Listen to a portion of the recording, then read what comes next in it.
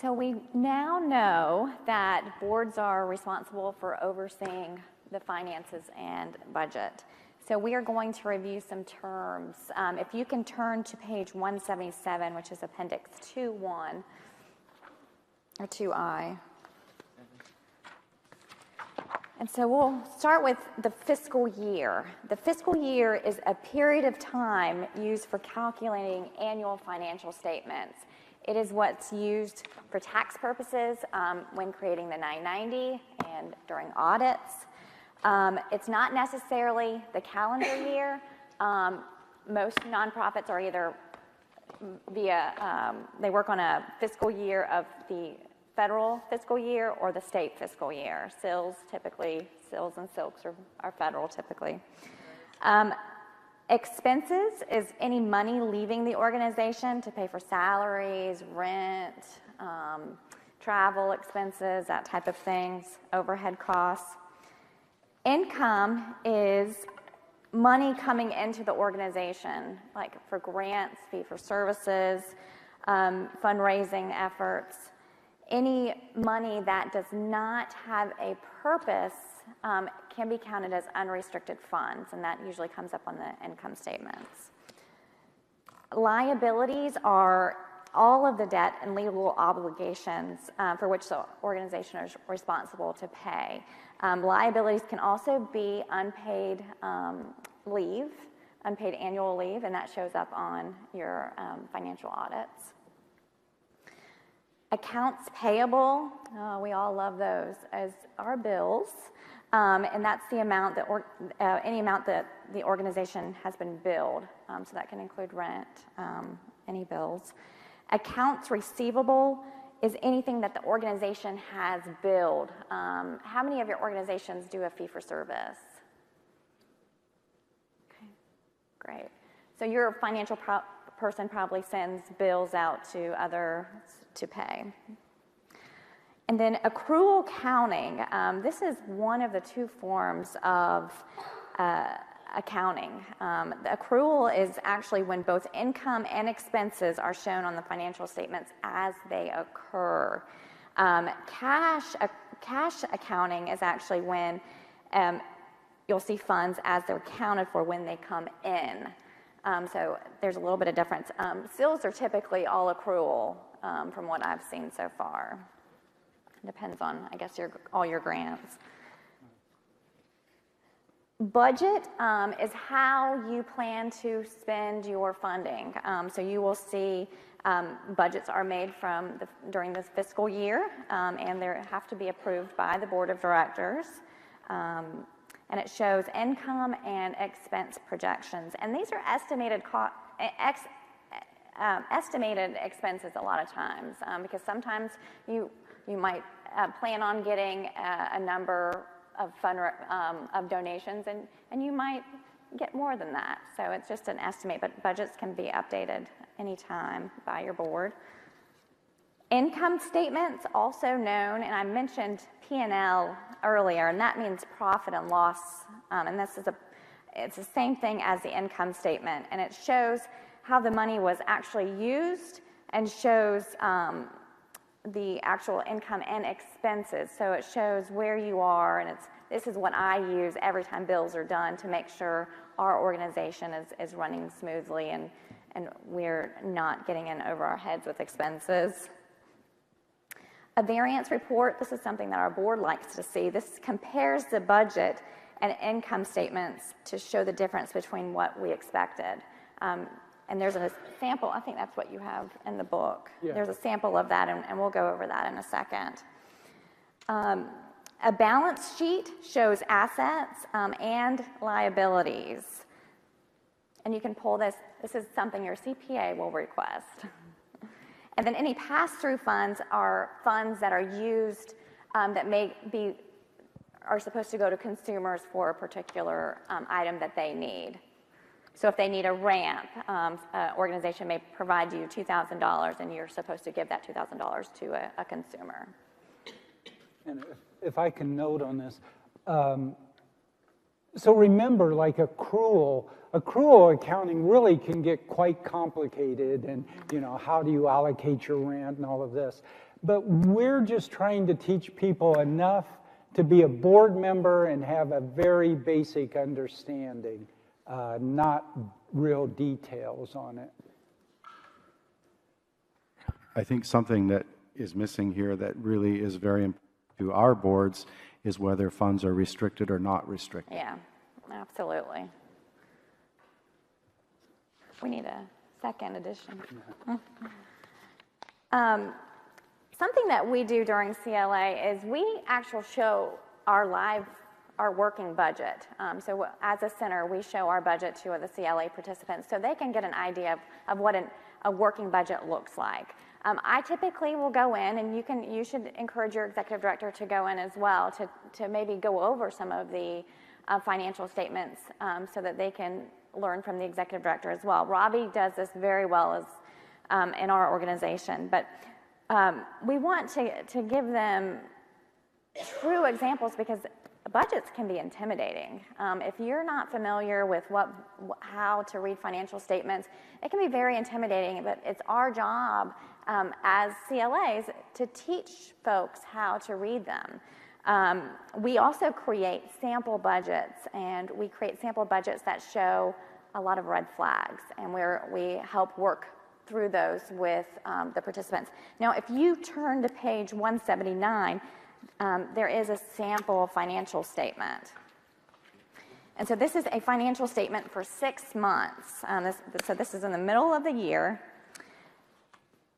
And so what you want to do is you want to teach what would be a red flag to you all. And I would look at the percentages first to kind of see. So if we're in the middle of the year, we should be at 50%. I see one that it looks like a service contract for 6 months has already been spent.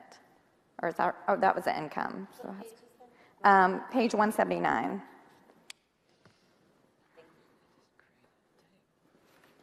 And again, if I can add on this, remember, you're teaching people to be board members, so every agency has a different kind of financial statement. There's no way we could teach people all about them. But as Kimberly was saying, teaching them to look for keys and to ask questions. That's one of the things I say to them all the time. As a board member, you need to understand it, and you have the right to ask questions, whatever you need to understand. And you should look for things that don't look right. There could be a great explanation, and but you need to ask about questions. it. Yeah. What was very helpful, we went through a process with our board that we actually worked with our financial officer to perfect the reporting budget the way we wanted to see it as the board. And it really helped new board members to really understand questions to ask. And so we're better able to track where money's being spent, which programs are going to provide program support during the year, and where their administration is thinking about taking that money from. So we have those discussions, but we've gotten the board packet, the budget in there now in a format that makes it a lot more understandable. And it took a long time. It took years for us to get to this point, but it makes a huge difference in how we're able to feel confident about what we're approving in program budgets. Absolutely. And how spending's going. And we've done something similar. When I walked in to our organization, we had a lot of trouble. We were probably on the brink of closure as well. And the board of directors did not know how much the executive director was paid. And that is something that is the board's responsibility. They are the ones that set the salary. So something that we worked very closely with our board just to monitor the salaries of the executive director. And we actually picked the 3 highest paid individuals in our organization. It's actually line itemed under salaries now so that they can keep track, and so that they can understand when they're reviewing the financial statements. So you can do that as well. something that is not on this budget, but something that we truly encourage and is on our budget. Everyone knows about the Americans with Disabilities Act and how you're supposed to provide accommodations, but non-traditional entities do not. So that's something that you want to teach in CLA, to teach folks how to use their disability voice and ask for this. You know, it might not necessarily have to be a line item, but do what if situations or questions with boards. What would you do if your organization needed to modify the building, or what would you do if an employee came to you about a reasonable accommodation? They have to provide it, but is there room, and have they thought about that? So that's all questions you really want to have mentioned throughout CLA.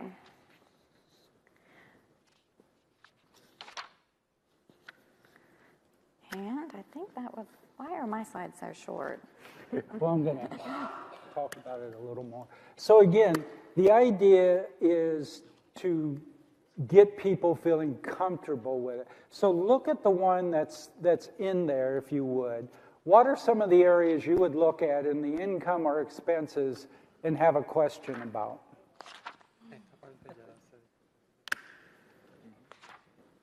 Yes. Yeah, chart actually. I guess the first thing that catches my eye looking down at is I got an unbudgeted expense, and that would be the first thing I would want to catch, because we might have to change the amend the budget or make sure the executive director's within his spending limit to have an unbudgeted item. So that one that says independent contractors, right.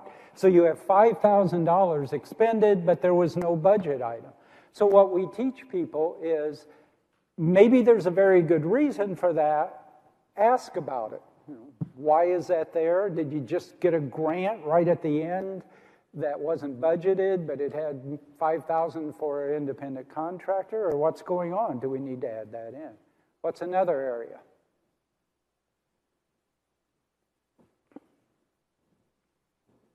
Yes?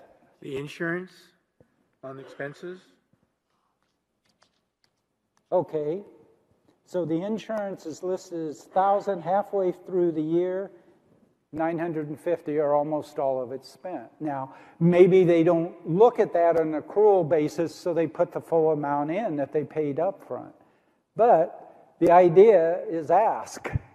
Maybe they're paying it in 2 6-month increments, and all of a sudden it's a $1,900 insurance instead of $1,000. Yes? One of the things that I've always asked my finance people to do is when they're putting these reports together, for them to go through ahead of time and look for those red flags like that, and maybe there's a real reasonable explanation and we have a plan of how we're going to recover it. So to put a separate sheet, maybe put a star by it or something or a number, and on a separate sheet, go ahead and list out what the explanation of that is. And as a board member, I think that you could ask for them to do that ahead of time so that you don't have to keep asking all the questions. Right, and yeah, ours does the same thing, and that's a good point you can make. You can say, hey, every board meeting I've been having this, having to ask, can you guys look at this beforehand and be prepared? But most of our people that we're training have never been on boards, they've never looked at financial statements, and so they're getting their first exposure to it. So I think that's real crucial. One of the things I always talk about with them is look at the bottom line. Is the organization making money or losing money? Because as a board member, you're responsible for that.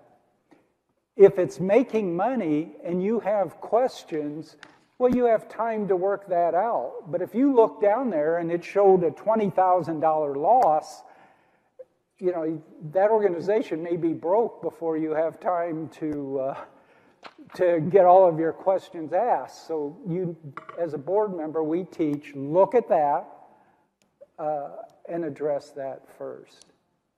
So again, as you're training people in this, you have to understand most of them have never dealt with financial statements that we've taught. Most of them have never dealt with it at all. And that includes people who are getting their masters in rehab counseling who take the course, and people who are professionals in other areas, they may not have had anything to do with financial statements. So you're having to get them used to looking at that whole part.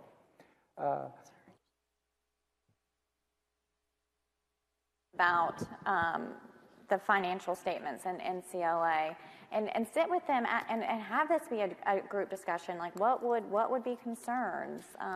What would you recommend if you saw and providing poorly designed financial statements, but providing those, and say, what would you recommend if you were on this board? And do role playing with them. I mean, that's the best way to learn. Yeah. So that's the other thing we say is if you go onto a board and they just, like, I've seen financial statements that had only the year-to-date figures and only all income and all expense, and that's all you got to see. You didn't, as a board member, you didn't see the breakdown. And so we would teach people that doesn't give you the information you as a board member need to make responsible decisions. So you have every right to talk to them and say, you know, we need a different kind of financial report. Yes? I think one of the things that's frustrating too for new board members, they don't understand about federal and state grant making processes and how you are expected to begin services when you haven't really received money yet. Mm-hmm. And it really does require asking a lot of questions of the ED and of the fiscal director, because some budget has to pay the expenses of running that program until the money comes in. So I think there's a learning curve there too. It's important to talk to. Right.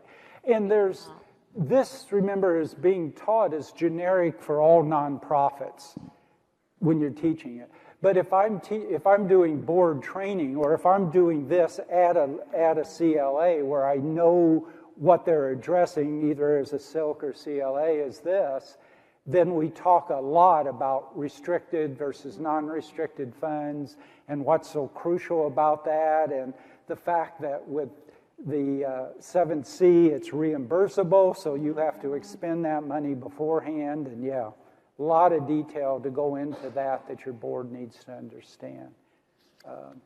And even basic board members, as we're teaching, need to understand that concept of accrual, because in an accrual statement, everything can look fine. Mm-hmm. You've billed, $500,000, and you supposedly have $500,000 of expenses, and it looks great, but it doesn't show you that $100,000 of that has never been paid, and so you've paid out $500,000 and only brought in $400,000.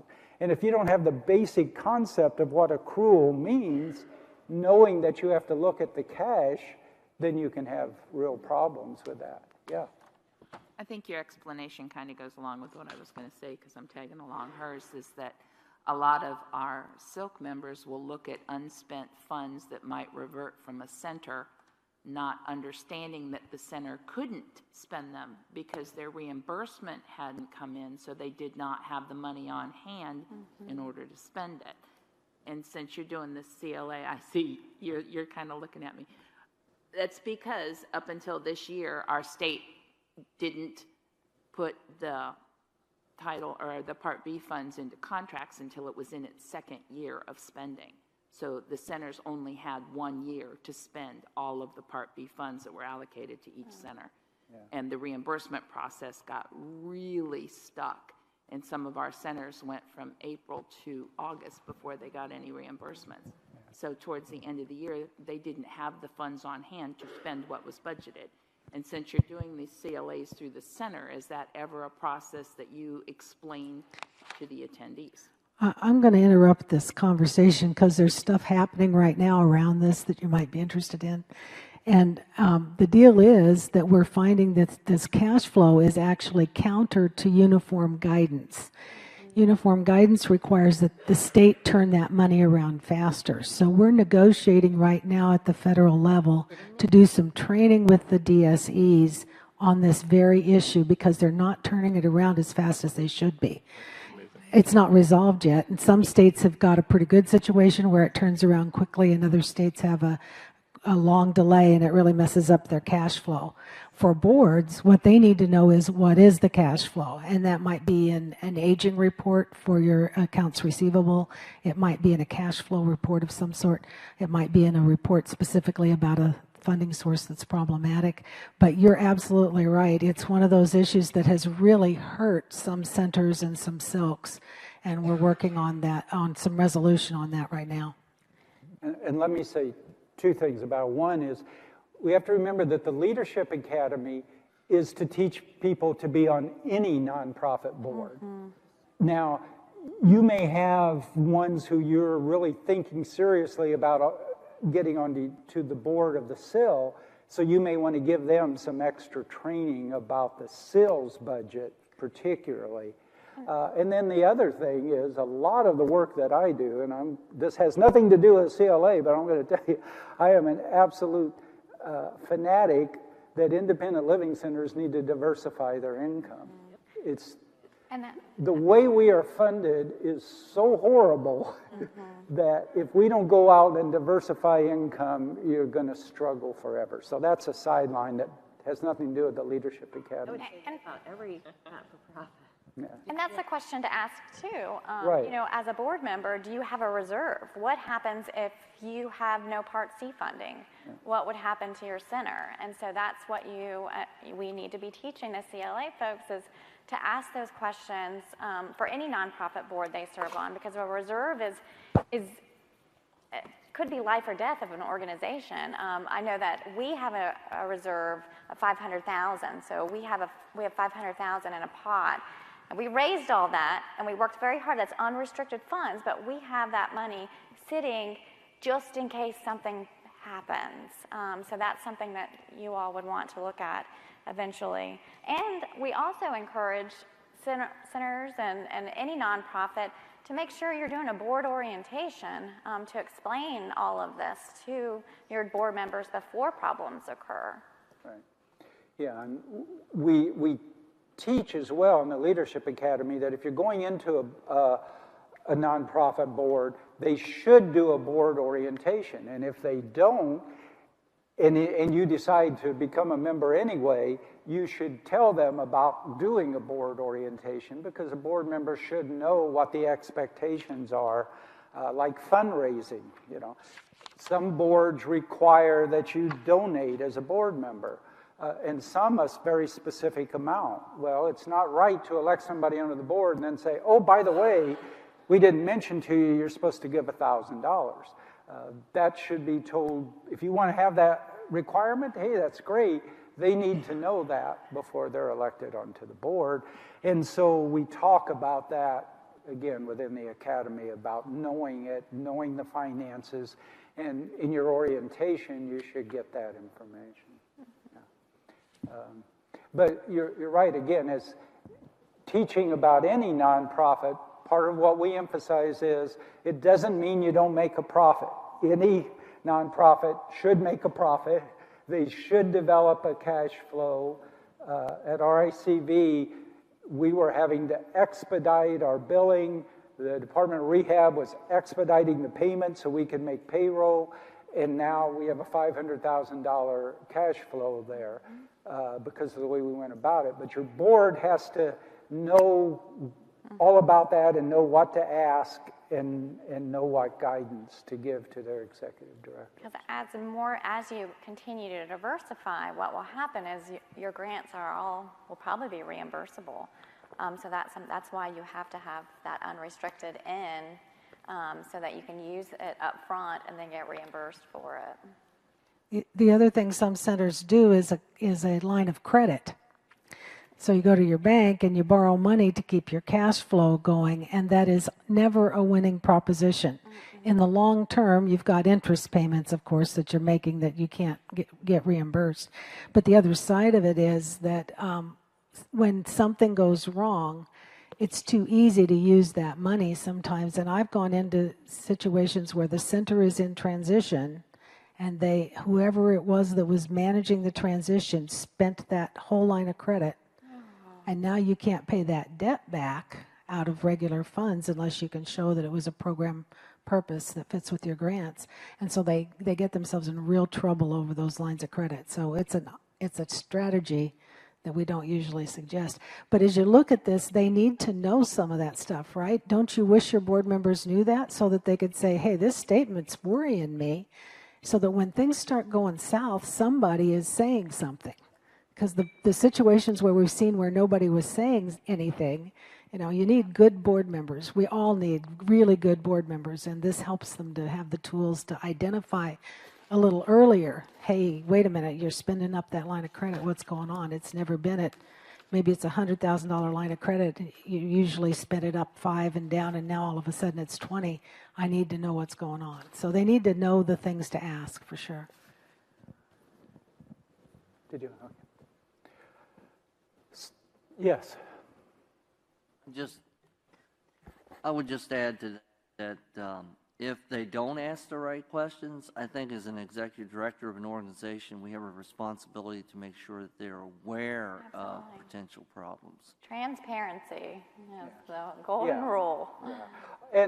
And I mean, hopefully you'll do ongoing board training at RACV. Every year they have a board retreat, and reviewing the not the financial statements, that's done at every board meeting, but reviewing what they mean and how you read them and what each of the grants mean. We do that every year so people will understand that. But for the Leadership Academy, it's all about teaching the people that, number one, finances is a critical responsibility of the board. Number two, you get those in the financial reports, and if you don't understand them, then you have every right and every obligation to ask, even if it means setting up a separate meeting with the executive director and saying, I need to go through these because it's not making sense to me, and then to take action to make sure things get corrected. One of the things we talk about is, if there's a problem and the executive director says, yeah, we're losing money, but we're going to take care of it, and you have the next meeting and it's, yeah, we're losing money, we're going to take care of it, that's not good enough. As a board member, you have the responsibility to demand a better answer than that. And if you don't get it, to get an executive director who will give you a better answer than that. And that's what we need to make sure people know. Yes.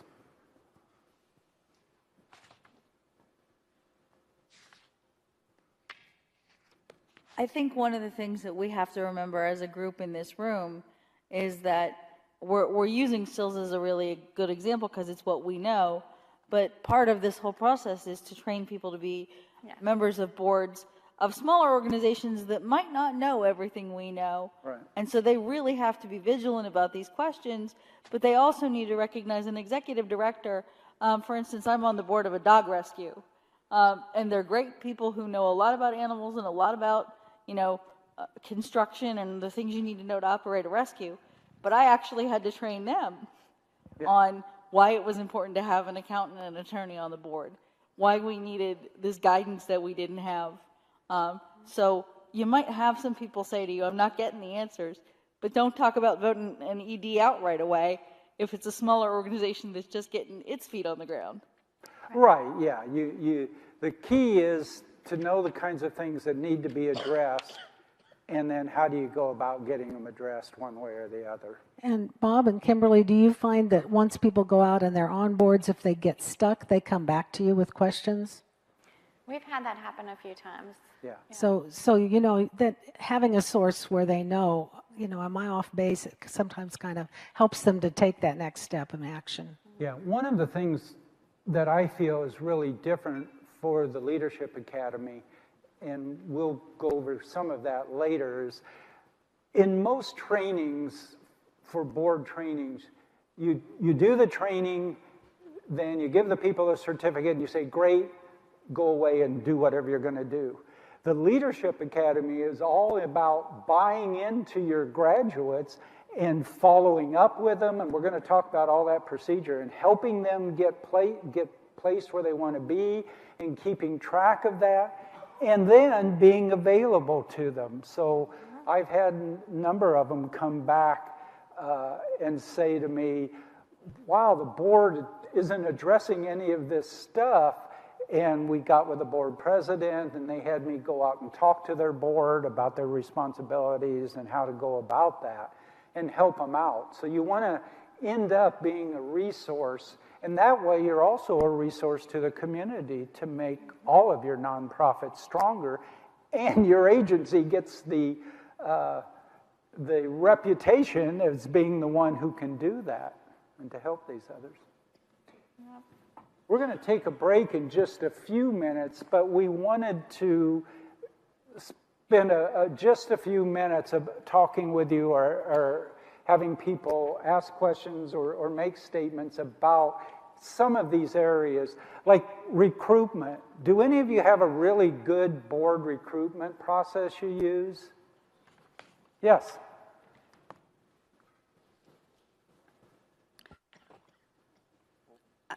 Our SILC has been working on a board matrix, and we thought that we had a wonderful one. However, there were a couple board members who aggressively objected to it. They weren't comfortable with their age, about whether they would be able to do any type of donation. There were several things that they objected to, and it was more for a way for us to track, the percentage of people with disability that was coming on board, if they were a CIL director, or if so it actually got shot down. So we don't know where we're going to go from here. I might have just a comment about that, and then we can go back to this question. But a matrix is at best an identification tool. It's not a tool for actually making the decision. It's just so you can kind of know where you stand. And I hear two objections to the matrix, and one of them is people think that you're putting people in categories and they can only serve in one category, and you have to have a certain number of people. But usually people can check off boxes all the way across, one here and one there. They do more than one thing, they serve more than one. The other thing you hear people say sometimes is, isn't it discriminatory to ask people their age and their disability? It's a voluntary board, for pity's sakes. You're not hiring them. It's not at all discriminatory to ask someone if they have a disability when it's a council that requires that 51% of the people on the council have a disability and do not work for the state or the SILCs. So you have to ask those questions to know if you're in compliance. So it's not at all an illegal or discriminatory process. Explain the reason that you're asking the questions in the application too. Like on our application, it says that we're mandated to have 51% individuals with disabilities on our board, and then our board came up with another statement that's in our strategic plan that's on there as well. So just explain it to them so it's very clear before you put the application out. On your board, do you have? Well, actually, our governor has a standard application process. So they've been asked some of these questions already. We were just trying to make sure that we weren't heavy in a certain geographical area, or didn't have 14 board members that were 75 and older. We were just trying to fit it kind of like with our 704 report. Yeah. And we just couldn't get it across to them that it wasn't meant to put them in a place. It was for tracking. Maybe we can talk to you in more detail about that later, about ways that might help you with it. Did you have a comment? Okay. Yeah, but let's meet later, and we could talk about that in more detail. But a matrix is generally a good way, and I mean we recommend you put gender and skills, fundraising, business, grant writing, real estate, banking, all of those kinds as well as geographic, as well as age and ethnicity. That way, but like you say, that's not yes, you can't, we don't have somebody right there, so that's all we'll take. It's just to give you a picture, to have a good way of going about looking for people that will best meet the needs of the board at that time. Yeah, and the diversity, just Right. making sure that you have a diverse board. Yeah.